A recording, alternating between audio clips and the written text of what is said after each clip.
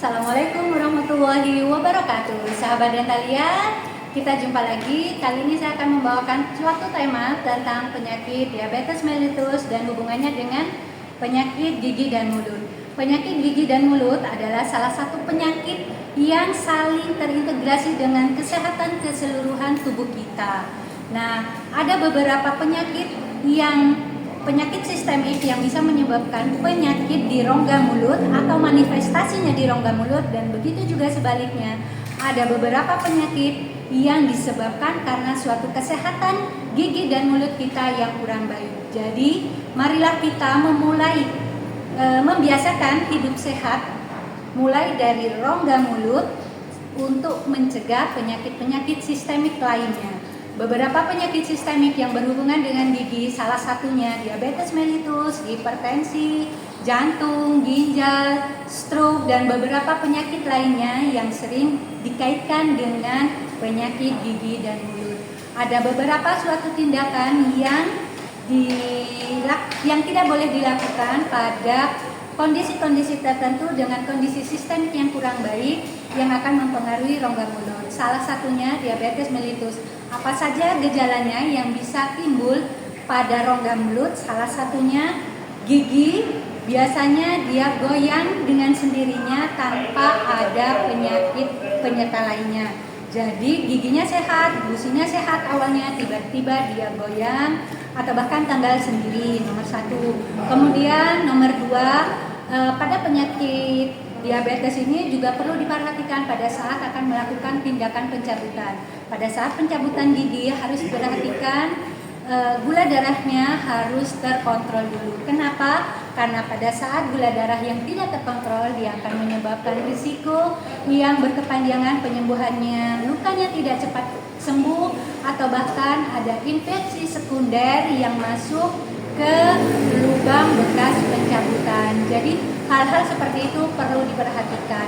Begitu juga sebaliknya, ada gigi goyang yang giginya sehat, gusinya sehat awalnya, tapi jika gula darahnya atau diabetesnya sedang tidak terkontrol, dia akan goyang.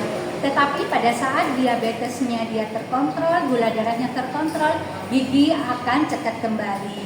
Nah, jadi ini suatu kondisi yang saling berhubungan satu sama lain. Karena itu, marilah kita memulai menjaga kebersihan gigi dan mulut, menjaga kesehatan gigi dan mulut untuk mencegah penyakit-penyakit sistemik atau mengurangi gejala-gejalanya jika kita sudah terjangkit suatu penyakit sistemik.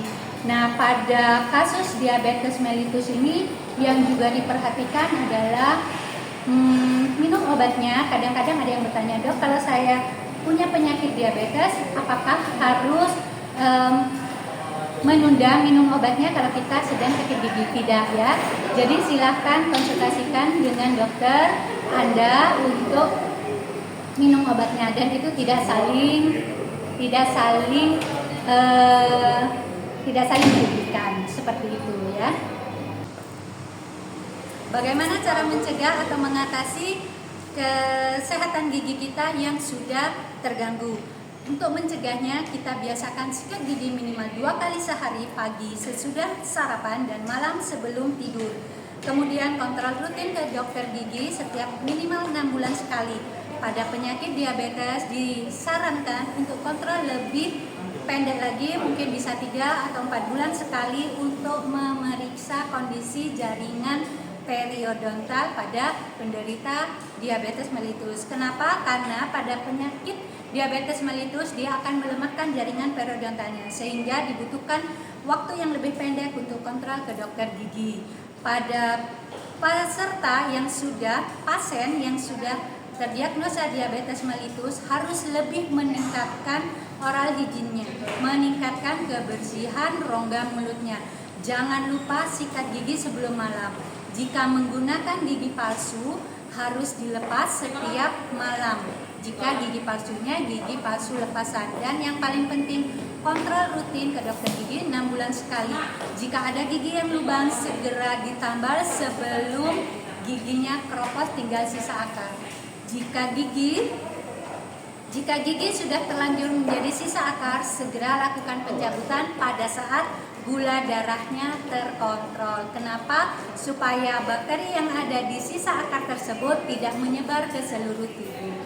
Demikian tentang diabetes mellitus dan hubungannya dengan rongga mulut.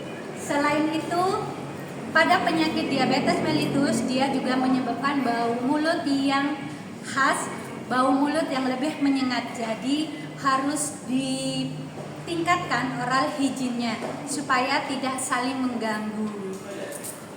Dan pada penyakit diabetes mellitus juga ada keluhan kadang-kadang rongga mulutnya kering. Itu terjadi karena adanya penurunan saliva di dalam rongga mulut. Yang itu yang menyebabkan juga burn sensation. Jadi rasa panas di dalam rongga mulut. Itu salah satu gejala penyakit diabetes yang manifestasinya ada di rongga mulut. Oke, demikian sahabat Dentalia, semoga bermanfaat dan silahkan tulis komen di bawah ini jika ada yang ingin disampaikan. Terima kasih, saya Dr. Gigi Holilia Saifiati. Wassalamualaikum warahmatullahi wabarakatuh.